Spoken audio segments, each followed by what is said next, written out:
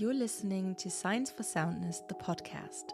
This is not your usual podcast. This is a journey, and as with any journey, I don't know yet where this one is going. If anything, I'm hoping to inspire you to take the first step, even if it's into the unknown, even if you don't know where you're going and you do it scared.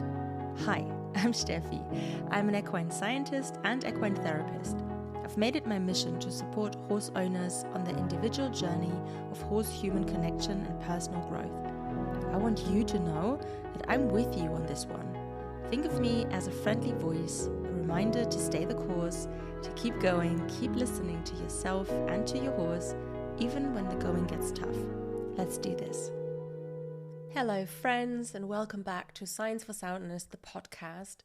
Today we're talking about something that is currently highly debated, and I wanted to take this opportunity and just share a few thoughts on what I believe is going on in the equine industry, especially with regards to blood in competition and the FEI rule change, because I feel like it reveals a lot about our global culture around horses, and we need to talk about it. So there are moments in the horse world where everything feels like it shifts, and where every decision, or a single decision even, a single paragraph in a rule book exposes a truth that has lived quietly beneath the surface for decades. And we are at such a point. The recent FEI rule change allowing blood in competition under certain circumstances is definitely one of those moments. Not because it's new, not because horses haven't been bleeding in competition before, not because welfare suddenly changed overnight, but because the rule itself also acts like a mirror. It does show us what the system values, and it shows us what the system is willing to normalize, and it shows us how far we still are from a world where horses are truly seen, truly protected, and truly heard. I want to speak about this with calmness and as much clarity as possible, with grounded science, and also with the kind of honesty I feel like we owe your horses. So this is not supposed to be a rant, outrage, or, for the sake of outrage or clickbait, or I don't want to blame any individuals. I just want to talk about this culture or even system. And I want to talk about norms, because the invisible lines we accept as normal are there. And the ways those lines shape what people believe is acceptable also tells us so much, because the rule change isn't about sport itself. It's about the story the horse world is telling itself. And we got to talk about it. So let's begin with, what does blood actually mean?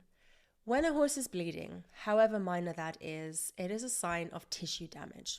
That's a fact. That is the biological reality of it. It could be small, it could be superficial, a little cut on the leg, whatever, and it may clot quickly, but the fact remains that it is still tissue damage.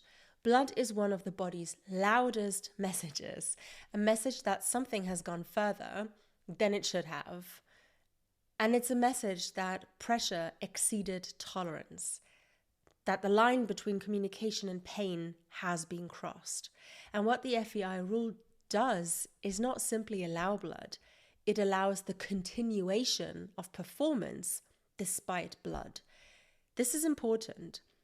A welfare-first system would say blood is a red flag. Stop, evaluate, see what's going on, protect the horse at all cost, and also remove all doubt. A performance-first system says blood is not necessarily a problem, and we can work around it, we can categorize it, and we can contextualize it, and we can continue. And this right here, my friends, is the cultural divide. It is not about whether the blood is from a spur or a nose rub or a bitten tongue. It's about what it actually symbolizes to everyone around. Because culture is shaped by what is permitted, and what is permitted becomes normalized, and what is normalized becomes invisible. And we all saw that happening in the videos that we saw going around the internet, people standing by, nobody saying a word. So the real issue is not even the blood. The real issue is the meaning attached to it. For many riders, especially those not in elite sport, and I count myself as one of those, this might feel really distant, because why does it matter to you, to me, because we're not competing at that level? But the international rules shape global norms. They influence trainers, they influence riding schools, they influence what young riders see as part of the sport, as normal, and they influence what is justified by saying, well, if the FEI allows it, then you fill in the blank. This is why this matters far beyond arenas and medals and everything else, because blood, any blood, is not behavior. It is not attitude, it is not a lack of discipline, it is not the horse being dramatic, it is not a rider being precise, it is the body literally saying, you have reached my limit. And when a governing body reclassifies that limit as acceptable under certain conditions, it changes the moral compass of the entire industry. So this is not an isolated problem. It reflects a systemic pattern. Because when you look at the broader horse world, you see this pattern everywhere. The pattern of pushing over listening, the pattern of performance over welfare, the pattern of optics over honesty, and the pattern of justifying harm through technicalities. Box rest that lasts for months, even years. I've seen horses being stabled for 6 months at a time because the weather wasn't good enough. Horses living alone in stables for 23 hours a day because, air quotes, it's safer.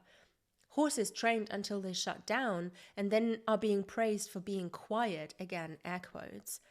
Nosebands so tight that a horse cannot yawn, swallow, or relieve tension in any way, shape, or form. Bits used as levers. Whips used as, air quotes, motivators.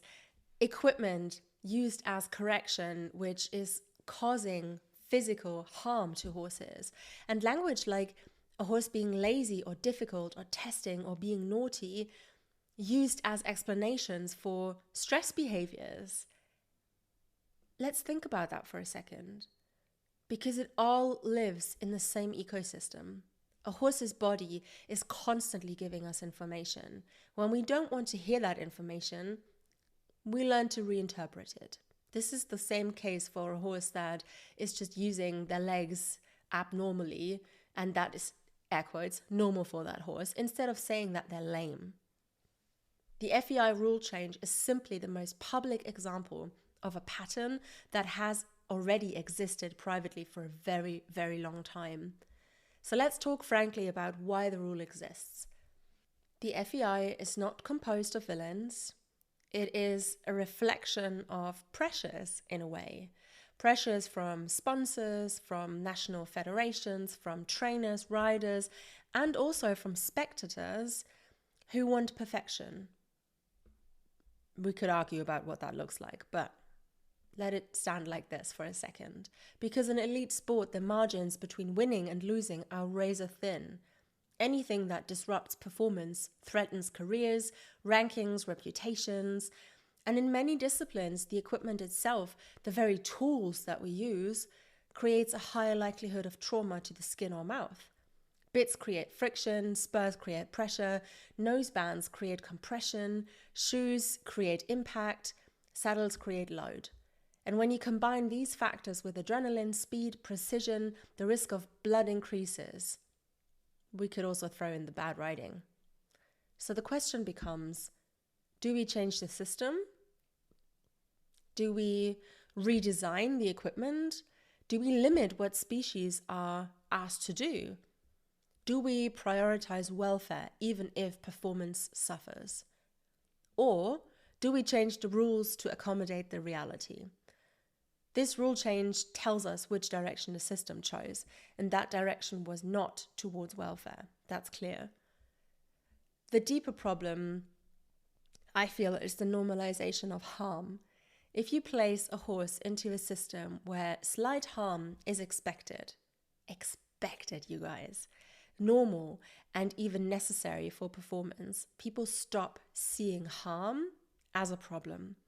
It becomes technical. It becomes procedural even, and it becomes referable to rule books and definitions. And the horse becomes an athlete first and a sentient being second. This is exactly why welfare discussions must go broader than regulation, because you cannot regulate empathy. You cannot regulate understanding, and you cannot regulate the foundational belief that a horse is not equipment. They are not a sports equipment. The horse world will not change because of policies, that's for sure. It will change because people change, because riders shift their understanding, because owners shift their expectations, because trainers shift their methods, and because the culture itself shifts its values. You cannot legislate compassion into existence. It's impossible. But you can create conditions where compassion becomes the obvious, inevitable choice. And that's where we've got to go. So, how do we begin? Where do we go from this point? I'd say we begin with clarity. Clarity that blood is never just blood. Air quotes again. Clarity that welfare should not be negotiable. It should be a given.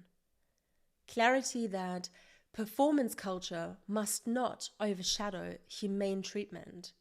The fact that we even have to talk about this is incredibly, I don't even have the words. Clarity that technical language cannot soften biological reality. We begin with honesty. Honesty that even without elite sport, the average horse's life is full of welfare compromises. Honesty that stress behaviors are misunderstood on a daily basis. Honesty that many horses live in chronic survival states that get labeled as hot, sensitive, reactive, lazy, you name it. And honesty that harm is often invisible long before it becomes visible. And that part is quite scary if you ask me. We begin with curiosity. Curiosity about what the horse is communicating long before pain becomes visible. Curiosity about why behaviors arise instead of labeling them. Curiosity about how equipment affects tissue, fascia, nerve endings, biomechanics, and also emotion. And then we begin with change. Change in how we approach training. Change in how we approach welfare. Change in how we listen. Change in what we are willing to accept as normal. Because the rule is not the real problem. The rule is the symptom. And the deeper issue is a long-standing system that prioritizes performance over wholeness, over soundness. And this is where the 6 Pillars of Soundness become profoundly relevant, if you ask me. Physical, mental, emotional, spiritual, social, and environmental. When these 6 pillars are intact, a horse thrives. When one cracks, behavior changes. When several collapse, a horse lives in survival. And when survival becomes normalized, blood becomes an expected part of the sport. But a horse in true soundness, soundness in the full sense of the word, the way that I understand it, does not need to be pushed until the skin breaks. A horse in true soundness does not need to be contained, coerced, or compressed even. A horse in true soundness does not need to bleed for us to achieve a goal. Soundness is not the absence of lameness, it's the presence of wholeness. So here's the invitation for you. Do not be angry. Do not be ashamed if you've been part of this. Do not be overwhelmed. Take this moment as a wake-up call, a moment to realign, to remember why we're here, why we're doing this, and to recommit to what actually matters when you're working with horses. Most people in the horse world love their horses deeply. I know that, I've seen that. They would never intentionally cause harm to them. But harm does not require intention. It only requires misunderstanding. And this is a moment to choose understanding, to choose awareness, to choose a new direction, and horses over medals, over culture, and over convenience. Because horses cannot question those rules. They cannot speak at press conferences. Horses cannot object to policies. They cannot advocate for themselves. But you can. I can. We all can. And when enough people speak, the system eventually listens. Friend, this is a really difficult topic. I understand that. But I want you to know that we can be that change we want to see. So let's make that happen. Hi friend, I hope you found something in this episode that resonated with you. I'm beyond grateful that you hung out with me today for a little while, and I do hope that you come along for the ride. Make sure you subscribe to the podcast, and if you feel like it, leave a review. Your feedback is greatly appreciated. If you have any questions or would like me to talk about a certain topic, check the show notes for ways to get in touch. I can't wait for next time. You got this.